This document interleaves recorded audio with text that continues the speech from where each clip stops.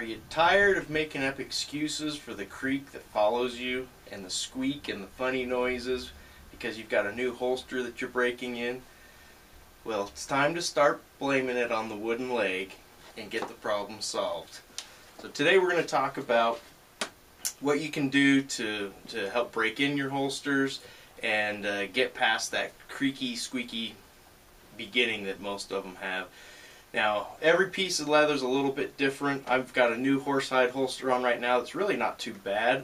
I've had other stuff. Horsehide seems to be a little creakier than the cowhide does on a regular basis, but I had one horsehide holster that it seemed like nothing I did to it would solve the problem, and I finally found something that works really well. It's something that probably most of you have heard of, and if you haven't, well, you're in for a treat. Okay, so here we've got a brand new horsehide holster that I just put together for myself for my Glock 32 with this Viridian C5L. Gun's cleared, so we don't need to worry about that. So, first thing you want to do is take off the belt clips. This will allow you to get into all the little spots you need to resolve this creaking issue.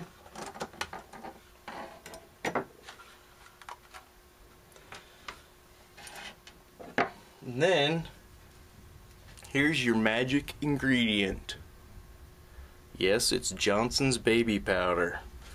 Now this isn't you know, revolutionary. People have been using this for a while, but a lot of people aren't aware, and so I've found this to be the best solution to a creaky holster. And you just, that's probably way more than you really need, but get it on there, rub it in good.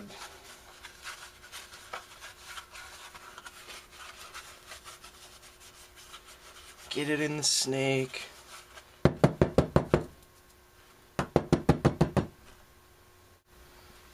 So after you get it all rubbed in nice and good, and you really just need to do the surface area, grab yourself a rag. I like to get it off the Kydex. I don't know. It doesn't need to be on the surface there. Rub it down. It is also important, these are leather washers.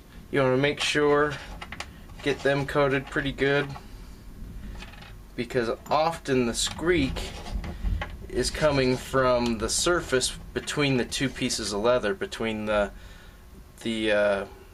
leather backing on the holster and these washers. So you want to make sure and get that cleaned off. Let's clean off our bench.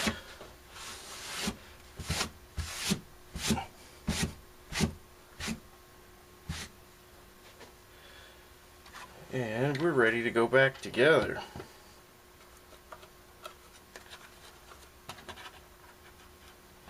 Added benefit to this, you're gonna smell nicer, and let's be honest, some of you could use that.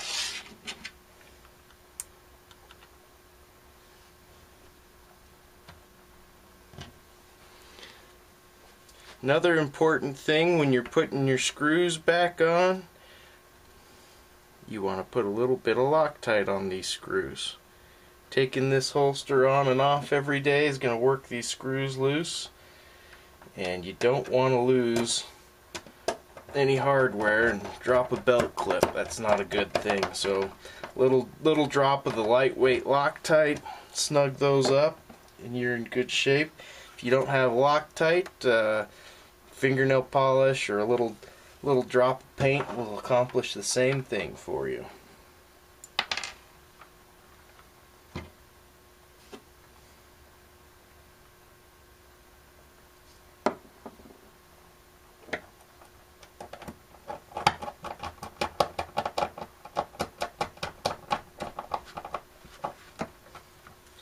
And that is really all there is to it. that'll take care of 99% of any creaking and squeaking that you've got. Now it may be necessary to apply that periodically, just to, you know, if you're in a real wet environment, you may have to apply that, you know, every few weeks, you know, every couple of months. It'll just depend. Now, another thing that's important, stick that back in there, is lawn care maintenance on the leather on your holster. Let me set this aside. There's a few things that you can do to maintain the leather. One is saddle soap, and that is the stuff I use is by Fibings. I think that's how you pronounce it. This is a good cleaner. Spray it on, wipe it off. It'll clean up the leather and any residue that might be left on it over time. And then you want to put a leather conditioner on it. And this is something that you're going to do once a month, not once a month, once a year, maybe twice a year. I really like the Fibings Neat's Foot oil. And you just put it on a rag, rub it in, let it soak in for a little while, and then wipe off the excess. And that'll kind of soften the leather, condition it, keep it from getting dried out and cracking. Another product that I've used that I like, and this is made, well, it's not made by Harley Davidson, I'm sure, but that's where I got it, this leather dressing. And the difference between this and the Neat's Foot oil is this is like it has kind of a Vaseline consistency, and this is a great leather conditioner also. Rub this in. If it's a little bit warm out, that's nice. That'll allow it to soak in, and it'll get into the leather, preserve it, and keep your Mamba going for many, many years to come. I hope this helps. Thanks very much.